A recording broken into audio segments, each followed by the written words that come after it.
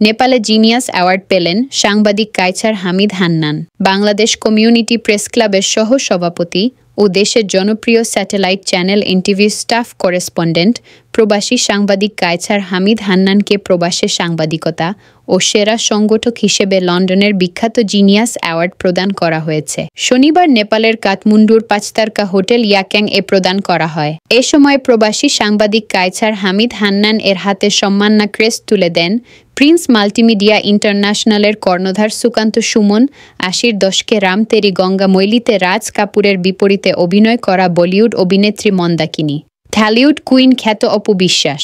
সূত্র জানায়, genius award এর জুরি বোর্ডের সিদ্ধান্ত অনুযায়ী প্রবাসে মাঠ পর্যায়ে সাংগঠনিক দক্ষতা ও সমাজ সেবায় বিশেষ অবদানের স্বীকৃতি স্বরূপ কায়ছার হামিদ হান্নানকে জিনিয়াস অ্যাওয়ার্ড ২০২৫ প্রদানে মনোনীত করা হয়েছে। তিনি তার কর্মগুণে ২০২২ সালে মালয়েশিয়ার সাবেক পররাষ্ট্রমন্ত্রী young বারবাহগিয়া Tan Sri দাতুশ্রী doctor Syed Hamid আলবারের হাত থেকে রেড লাইফ জ্যাশ এশিয়ান অ্যাওয়ার্ড গ্রহণ, মালয়েশিয়া অনুষ্ঠিত first achievers award, BMSS golden award, বাংলাদেশের সুপারস্টার সাকিব খানের হাত থেকে রিয়েল হিরো অ্যাওয়ার্ড গ্রহণ করেন।